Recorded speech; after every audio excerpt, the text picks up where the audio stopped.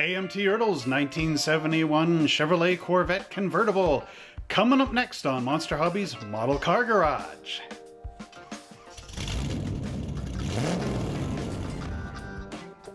Hello Corvette fans, and welcome back to another great Monster Hobbies unboxing video. My name is Trevor Slescu, and of course I'm the owner of Monster Hobbies, and today we are going to check out this amazing kit by AMT ERTL. And this will start off our 1971 series as well. So sit back, relax, and stay tuned as we get to open up the lid on this great model kit. But before we do, don't forget to like, subscribe, and share this channel with all your friends and family. Pound that notification bell so that every time I make a new video, you are the first one to see it. And now let's put the pedal to the metal and go down and see what's in the box. Now we roll all the way back to our 1971 Corvette showroom, where we get to take a look at the amazing convertible Corvette. So this is a 50th anniversary issue of our great Corvette kit. And as you can see, they give you some pretty neat pictures here on the side of the box. Flip it over, this nice yellow Corvette with the luggage rack, a convertible, if you will. Okay, so let's take off the lid and see what's in the box here. So right away we get our Corvette instruction sheet. It says I bought it at Walmart for $4.95 back on June 7th, 2003. It'd be interesting to try to get a model kit at that price from Walmart even, since they haven't carried anything in a long time. So there's our Corvette body. Bit of something on there. Looking nice. Our hood. Of course I have opened this in the past to see what was inside. Oh, there's our front pan there. So we got a nice interior and our seats. And there's our exhaust pipes. The engine block looking really nice. And there's suspension components and firewalls and whatnot. There's our chassis for the Corvette. Luckily it's not for a Dodge, right? Okay, and there's another bag I opened. Our glass in a bag. It's always good to protect it from the scratches. Then we have our chrome. The amazing decal sheet, which we'll take a look at the end of the video. And then our wheels and taillights. And then we get this 50th anniversary Corvette fold out. So all the kits that AMT had at the time, and the die casts. And there's our model cars there. So what I'll do is just clear up my area, and then we'll take a look at the instructions. Here's our instruction sheet for our 1971 Corvette Convertible LT-1. This, of course, is the 350 car, the lightweight machine. Alright, so as you can see, the instruction sheet is really large. And you get a nice write-up in here. And, of course, all our little bits about using our tools and the tips for the advanced modeler. And of course we've got this huge map. So what I'll do is just zoom in on sections here, and we'll take a look at them one by one. In step number one, we get this nice 11-piece engine block assembly. You can see we've got our left and right hand sides of our engine with the transmission molded in place. Then our cylinder heads and these nice chrome valve covers for both left and right. The Chevy intake manifold, and it does have the paint callouts, so Chevy red. There's our exhaust manifolds, which are also Chevy red, and the oil pan and our front water pump cover going on here. So this is a good assembly step. Let's see how we complete the engine. Now that we've got step number two, we've got the open element chrome air cleaner, the carburetor, our ignition shield, the starter motor, the air pump, the alternator, our fan belts and pulleys, and our fan. Now with the engine out of the way, we get into our rear suspension and chassis. So here we have our chassis pan, which it says to paint gloss black. The upper differential is aluminum, and the lower differential and rear suspension is black with an aluminum differential in here. Then we've got our rear springs and struts and our disc brakes in the back, as well as our shock absorbers. And this rear axle has been used in Corvette since 1963. Now moving on to the front of the car, we have quite an intricate front end assembly. You might even be able to make this posable if you know how. So going on to our sub-assembled chassis here, we have the front disc brakes, our upper or front upright, that's what they call it, but it's a, yeah. So there's our front uprights going in there. They are our kingpins, of course. And then here we've got our lower suspension, a stabilizer bar, our coil front springs, and our upper A-arms. And it says here, note, front wheels may be assembled to the uprights at this time. See step 10. And here we have stage 5, which we now get to see the engine getting in on the chassis. So there we've got our completed engine block with the drive shaft, locate to your differential.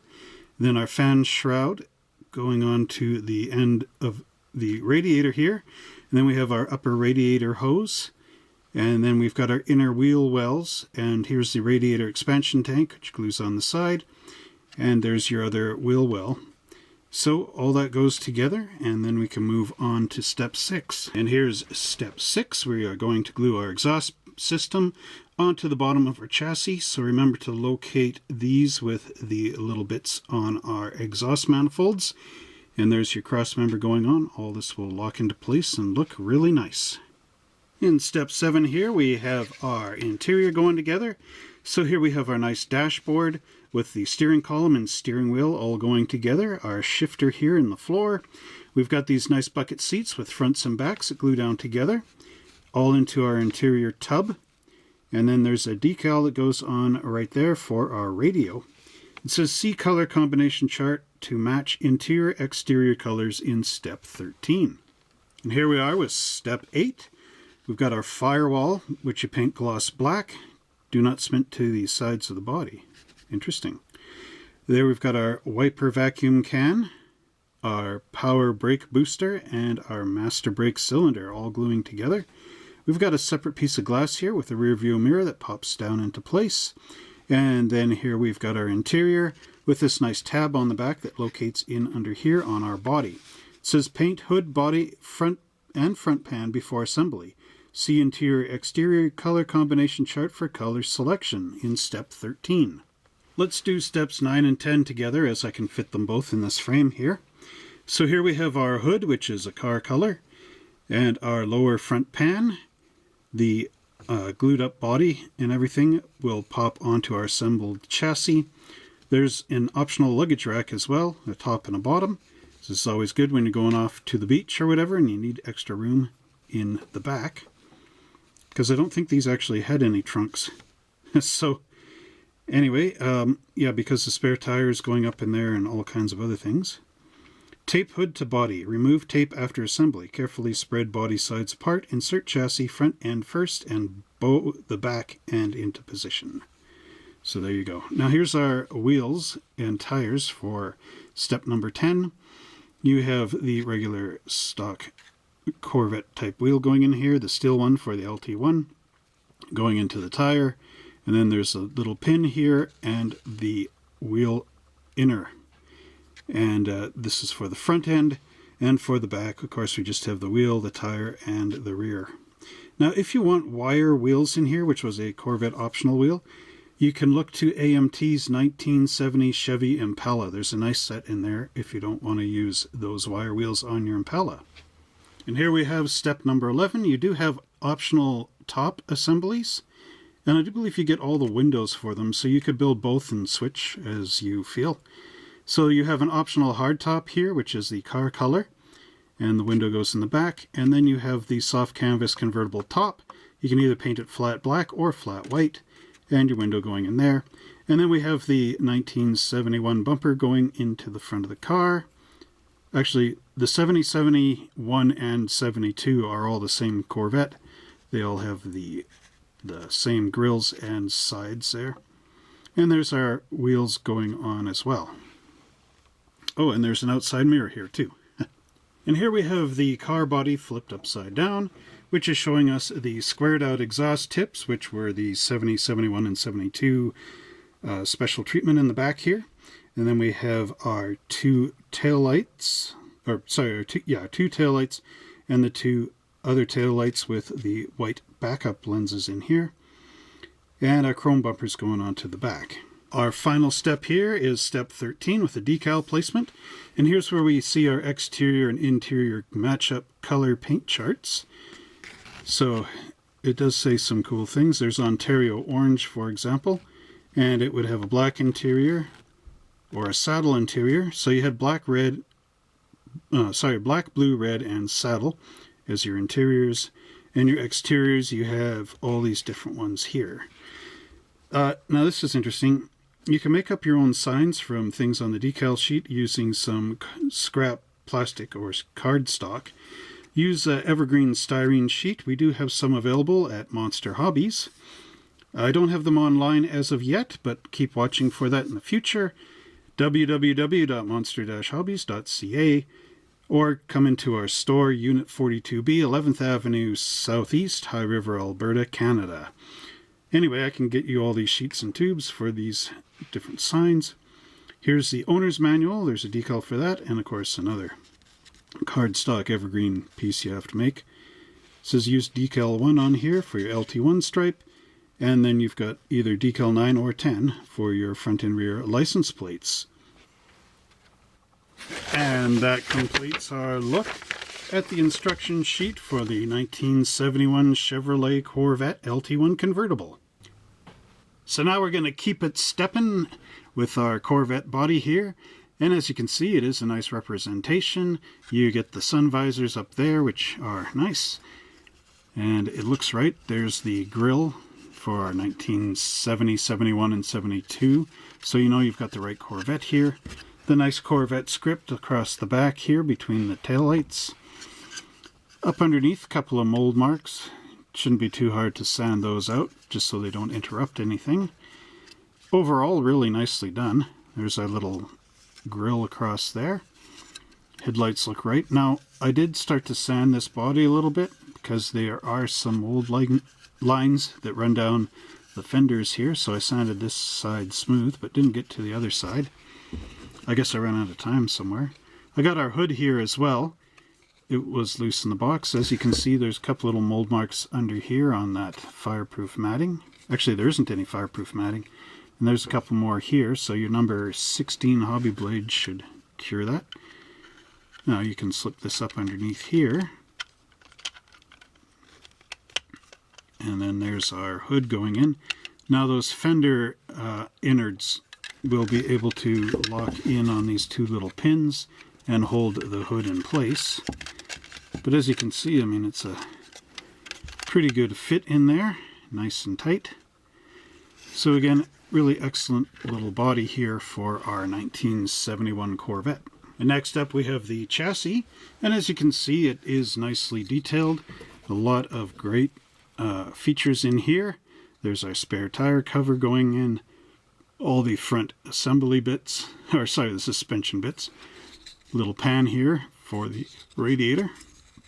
And then underneath there are some mold marks. This one's pretty high on this side, so get rid of that with the 16 hobby blade, number 16. And your interior should fit in there quite nicely. Now, if we get our car body back up here, you can see how well this is going to fit in place, just like the real Corvette. These Corvettes are really nice to build. I've built a few in the past, have a few more to go. This is, of course, one that I'm trying to do in my series from 1953 to 2003, the 50th year. And I'm going to paint them white with a red interior, just like the original car came in 1953. Here we have all our gray components, and as you can see, there are 3 parts trees, as well as these additional parts, which might have been on the part tree at some point in time. Anyway, so here we have our engine there, and then the rear axle. We have our interior stuff in here, and then we've got the underhood and chassis components, as well as the rest of our suspension. There's our exhausts here, and our front pan. So let's see, what is exciting? Well, move these out of the way, and take a look at this engine here. Now you can see all the nice crisp detail on there. Really a beautiful job of the Chevrolet 350 engine. There's all the intakes and everything. Very nice. Look at the suspension there, is really in good shape. Turning it over. Yeah, it's some mold marks, but nothing too severe. Remember to, with these pins, always make sure the flash is really removed off of there, because otherwise you'll lock your wheel in. They got the little pegs on the top, so they are going to click into place. So moving that out of the way. Here we've got our interior. You can see the little hatches underneath in the back. That was all you really had for storage in these Corvettes. But of course you're not really using it as a family car, so that should be all right. There we've got our pedals and the interior panels there, molded into our bucket. And then there's our bucket seats with a nice upholstery. A good representation of the 71 Corvette dashboard. It's got the little pockets here to store your maps and whatever, as well as your gauges and speedometers and all that. Speedometer, tachometer, and all the rest. So again, a little bit of mold marks along here where it's going to tab in the back, so you might want to remove those. Overall though, the mold marks are under the seats and behind, which is nice, so that you don't really need to scrape them, because the seats of course will cover all that area. So now let's look at the suspension and firewall components. There you can see the nice work in the A-arms, the springs, the axles, the kingpins, four-way disc brakes, which is nice, pretty advanced for the day. And then of course our firewall here with all the little bits and pieces. Again, nicely crafted work. Along the back, of course, we got a lot of mold marks, so make sure you get rid of them with your number 16 hobby blade and sandpaper. Okay, so let's just put all these parts back for now. I didn't really get into our mufflers in the front pan, but that's okay. Whoops, broke a little piece off there. Anyway, there's our gray components. Here we have the chrome. Can you dig it? Well, if you can dig it, here's our rear bumpers. There's our Chevy steel wheels, as well as the front grille, our gear shift lever. There's a carburetor air cleaner, valve covers, the chrome shield for our distributor, the alternator, the square exhaust tips, the mirrors. Is this actually part? I don't know. Anyway, there's our luggage rack and the rear luggage rack bar. One thing about my chrome tree here, it is pretty twisted. So I hope that doesn't affect any of this stuff in here. It doesn't really look like it warped any of that. So it should be good. Should be groovy. Copacetic. Anyway, there's our front grille. And I think AMT did a really nice job of that, with the proper square headlights in there, because remember the earlier Corvettes had circular headlights. And the egg crate grills. All looks really nice. These are sort of like Camaro style wheels. Probably why I don't like them that much. I do like those wire wheels from the 70 Chevy. Okay, what is that thing? Oh, that's just a thing. It's weird. Maybe that's our antenna. I don't know. Anyway. Okay, so yeah, looking at the valve covers, they have the proper Corvette logos on them. Which looks good. The open element air cleaner, of course, looks nice as well. Again, overall, very nice. Next up, we have our glass components for our Corvette here. And there we've got our front convertible window. We also have the rear windows here. And then our tail lamps. Hey, one thing I just realized, in those parts, the gray parts, I don't have the two tops. So I might have them in one of my other Corvette models. I'll see if I can dig those up. Anyway, so there's our tail lamps. And of course, in the center ones, you want to put that white dot for the backup lens. And then there's ours there. Let's just take a look at these backup lenses. There, you see they look quite nice. You can put the chrome ring around the outside and everything. They do look correct. On the back there's pins which will plug into the rear part of the car. So again, overall, really nice. I'll see if I can dig those tops up. So here we have the convertible tops. This one, of course, being the hard top with the convex type window. And then we've got our convertible here. And actually, I guess it's concave, eh? Concave goes inward. Okay, so there you can see the nice fit you're going to get with that convertible top. And of course, our hardtop here. The hardtop comes and touches the edges of the little compartment here. Now, correct me if I'm wrong, Corvette guys, but you fold this thing out this way and put the top in somehow. Maybe not the hardtop one, but the convertible for sure, because that would fold back in there. As we flip this under, you can see, of course, the bracing for the convertible top. I don't know, can you? Anyway, there's some mold marks under there. And, of course, the glass that I showed should go in the back. Underneath the hardtop, a couple little mold marks, but you could smooth them out.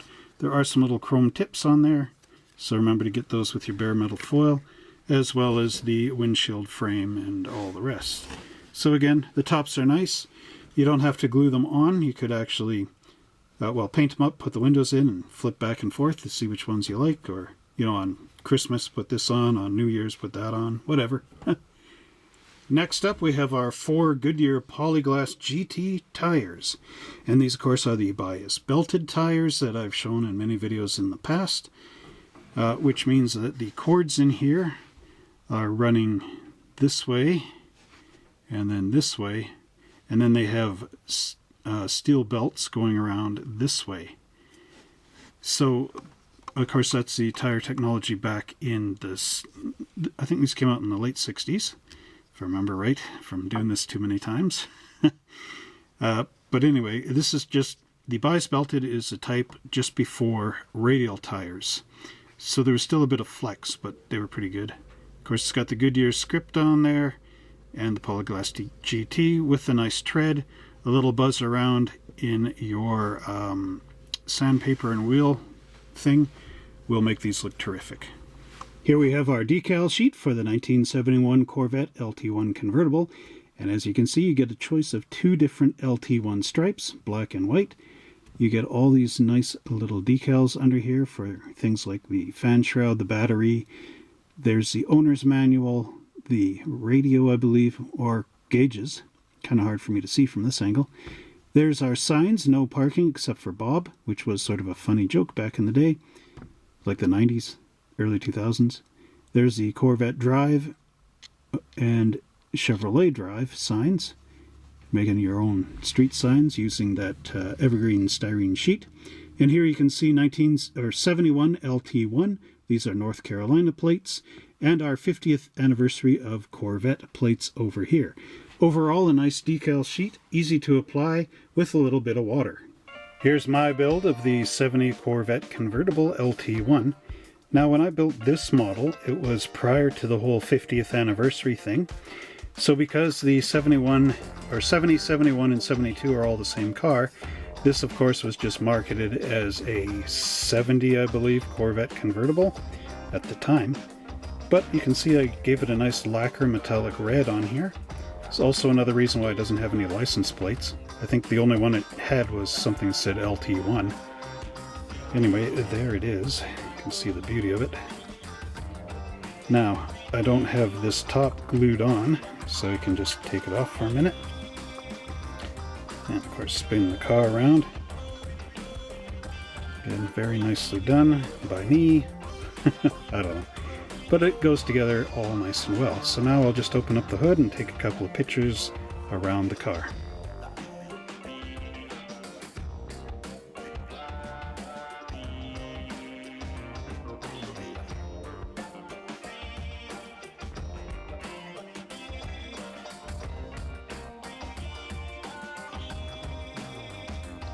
And that completes our dirty lowdown of the 1971 Chevrolet Corvette. And if you've built this kit in the past, let us know how you liked it, how you found that it fit together, if you customized it in any way, shape, or form, and share that on our Facebook page. I'll leave the link in the description below. Well, I sure hope you enjoyed that great review, and next week we will be looking at another Corvette, This one, of course, is a John Greenwood Sebring Corvette from 1971. Another kit loaned to us from James, good friend James. But anyway, if you enjoyed this video, don't forget to like, subscribe, and share with all your friends and family. Hey, if you're looking for great deals on plastic model kits, don't forget to check out www.monster-hobbies.ca and sign up on our newsletter, because there's all kinds of cool flyers and stuff with discount codes where you get to save some great values on these model kits. So until next time, everybody, happy model building!